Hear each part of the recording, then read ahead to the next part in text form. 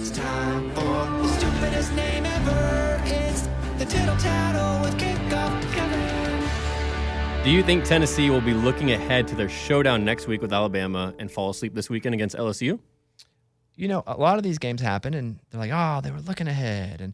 But that usually doesn't happen when everybody keeps going, you think they'll look ahead? Yeah. I think that's just been said so many times that even the distraction of that problem, it's like a reintroduction of how important the game is to the players, because they're like, oh, I bet you guys are looking ahead. And they're like, oh, I'll show you. I won't even look ahead. I'll prove a point now. I don't. I think that'll be an interesting game. And I don't want to spoil my parlay, but I definitely don't. And I think they cover the 3. It was 3 when I looked anyway last. I think Tennessee will take care of business. And I think that, listen, it's in Death Valley, though. If I'm just going from memory. It is. Right? Yeah. That's the wrinkle that you worry about, because if LSU is competitive for a quarter, then that place, it starts hype. And if they stay in for a solid quarter, then they just get real drunk and they go crazy. And it's one of the hardest places to play. I've been there. It's crazy. And shout out to LSU. Eddie and I, didn't we play there once? We did. We No, you announced. Yeah, that's what stage announced. Yeah, that's stupid. I hate stage announced. But question about, playing like someplace at Death Valley. Can you close your eyes and like picture they're cheering for you instead of for LSU? Okay, you could, but that's not really all it is. It's it limits efficiency because you can't communicate at times. So let's say you're on offense and they're yelling. You can't hear And as them much play. as you want to close your eyes and be like, wow, this is for me. I'm so loved. So that's what I was thinking. You also, if you're offensive lineman, you can't talk to each other. If you're trying to call an audible, you got to go to hand signals. So that affects the game as much as momentum. And then LSU has the power to say, hey, shh, everybody quiet down. They We need do, to but hear each often other. they're so drunk and they're like, oh, they want us to be louder or lower. they scream at a lower voice. That's funny. They do their arms down and they're like, wait, what? Okay. It's confusing, but all right. All right, what's the next one? With both teams unranked heading into the red rival, with both teams unranked heading into the red rival, with both teams unranked heading into the Red River. Red River. Red River. Hold on, start over. You can just say playing each other. Oh my Let's do it again. God. Go ahead. All And right. you can choose to leave this in if you want or cut it. I don't care. I think it's kind of funny. It is. So good. Go ahead. Both Texas and Oklahoma are unranked heading into the Red River rivalry. You got it. You almost got it. This week, for the first time since 1998, is TCU and Kansas the biggest game in the Big 12 this weekend? It is the trendiest game in the Big 12 this weekend. I think Oklahoma and Texas will always be a big game. I think what makes it bigger is they both are struggling, because it's like one of them is going to really struggle, and that doesn't really happen. I mean, sometimes Texas has not been great, but Texas is 7-point favorite going into the weekend. Yeah. So I still think this is a bigger game as far as the culture of college football. But that TCU-Kansas game's fun. And Kansas is a 7-point underdog. That's awesome. Yeah. In Lawrence. And game day is going to be there. So let's talk about them individually.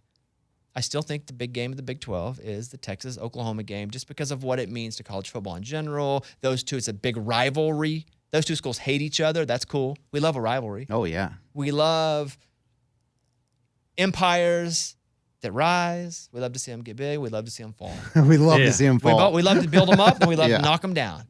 And that could happen here a bit. I mean, if Sark loses, that's trouble. Is Ewers going to play? Oklahoma's got a ton of injury issues. Gabriel's probably not going to play. Maybe he is. Probably not. They got receivers out. They got linemen out. Oklahoma's got a ton of injuries. I mean, TCU broke them when they played them. Kansas State a little bit too. Yeah. I still think that game's a little bigger. But as far as the rankings go, and as far as like it being cool to see if Kansas keeps winning, that's all we care about. Let's be honest. If you're a TCU fan, I get it. It's cool. Your team's pretty good again. But we want to see Kansas win. For sure. That's what it is. And I don't think a lot of people are interested in Kansas. The common fan doesn't know about Kansas yet. So I hope Kansas wins, just because it's cool to see somebody, like we said, we like to see sucky teams go up. And then when they get not sucky anymore, we like to see them fall back down. And so we're rooting for Kansas. Yeah. Oklahoma, Texas, bigger. More fun, Kansas, TCU. I have a question for Kevin. Yeah.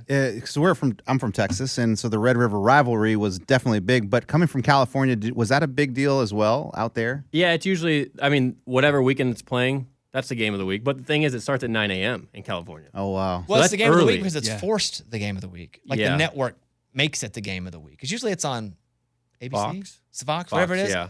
It's just the game. So it's kind of shoved down it. But the reason it's the game of the week is because usually the teams are ranked high. Yeah. And it's not exactly. just a rivalry, it's just two national powerhouses as well, which is why it's fun this week because ain't neither one of them national powerhouses Sure. anymore. Yeah, exactly. So that's why I'm kind of more interested. Like, who's going to nosedive even farther, farther down? Okay, next one. Patriots are breaking out the white and red throwbacks this weekend for the first time in a decade. Do you think these are the best alternate uniforms in the NFL? That's a bias alert question. Yeah, Well, thank you. absolutely. Just crank it. It's so irrelevant. Yeah, it's like, okay, so the Patriots third string guard, he looked real good in practice. How do we feel? What? Why are you even asking that? Because everyone's breaking them out this year. You had the Commanders with all black last week. Ask the Giants. us after. Ask us after Everybody. the game. Hey, I'm just saying. Do I think they're Is the that a best? yes then? I don't. Throwback jerseys? Is that your favorite But throwback jersey? I can't even picture it. Oh, you can. Yeah, you No, can. I can picture old Patriots jerseys from forever, but I don't know which one this is. This is the one when they sucked in the 80s. Like, just The terrible. white helmets, red jerseys. And the guy, The you know, old Pat. Well, I know the guy. Yeah. I always thought the Bucks and the Patriots had the lamest helmets with the old school. But now that they're back again, I'm like, They're cool. It's cool that it's back. you had a revolutionary soldier hiking a football. It's Yeah. awesome. I That never is really awesome. got that though. That really is awesome. It's It like really lyrics is. of a song to me. Even though they're there, I don't really pay enough attention to it sometimes. I didn't really realize it was a revolutionary soldier hiking Yeah. football. It's hilarious. Like, was- who got that idea? I thought it was just a dude. Yeah. That's pretty funny. I'm going to go with incomplete grade on this one. yeah, I'll tell dude. you after the game, Okay. I did kind of like the Bengals whites. Oh, yeah. Those Oh, were that's sick. killer. Those Yeah. were pretty cool. And only because we're not used to them. I think if that was their every game uniform, be like, eh. But because they're known as that orange with the tiger stripe, I did like the whites.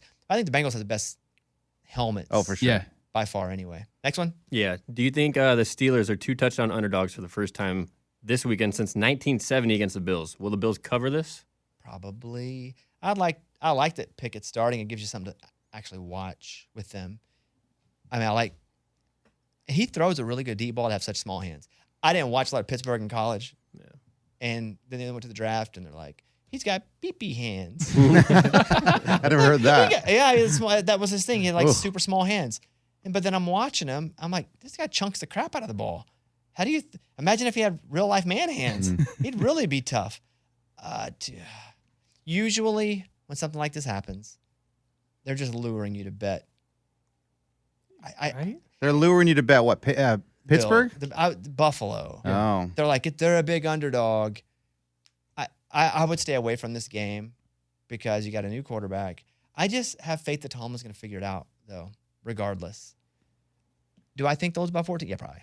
Yeah. Probably. But it's so big for the NFL. It's You're big, just yeah. like, I don't know if I want to But touch that's that. why I wouldn't touch it because literally the Patriots or the Steelers could win and I'd be like, didn't see that coming, but it's the NFL. Yeah, it is the NFL. You know? Steelers just can't stop the run, and they're having a hard time running the ball. So that's the only way they can beat the Bills. Is that it, Kevin? One more. The Ravens' last 2 home games, they've blown 17-plus point leads. They have another one this weekend against the Bengals. Do they need to win this to get back on track? I don't think they have to. I mean, I think the Ravens are good enough. Their secondary's been a struggle for what a team that is, I guess, because they were good defensively for so long, we just automatically expect them to be good defensively. With Ray Lewis, we can go through all the great Ravens players. Same thing with Seattle. Like I just think of them as being good defensively because of all the years that they were really great with the Legion of Boom. Yeah. And so again, Harbaugh's the coach. I just assume they're going to fix it. I don't know that they will. I don't think they have to win. They're very talented in a lot of areas, and rarely does an NFL team have all the facets nailed. Usually they have, let's say if there are 3, offense, defense, special teams, that you have 2 and you figure out the other one. Just good enough to make it serviceable and win some games. So I don't worry about the Ravens. They got the future MVP. Yeah, you said that. I said that early. And that. Oh, sorry. That was a whistle. I would say the one thing you need to think about in that division, the Bengals have a really soft schedule coming up. They have they got the Saints, they got the Falcons, they got Cleveland, which who knows what they got, and then Pittsburgh and Carolina, and so they're getting that thing turned around, and they have a soft schedule going forward. So the Ravens are going to have to do something here to just keep from getting left in the dust. Honestly, I think they're too dynamic to be worried about being left in the dust right now. Ask me after week 8. Still too early. yeah. I think it's still too early. And then everybody's still talking about them going for on 4th down and the bad weather. Move on. Yeah. I was listening to a podcast today. They're still questioning it. Move on. Yeah. Move on. That's like Dez caught the ball. You guys know that. Okay. Move Oh, on. right, Yeah, right, and they still right. bring that All crap right. up too. Yeah. Move on.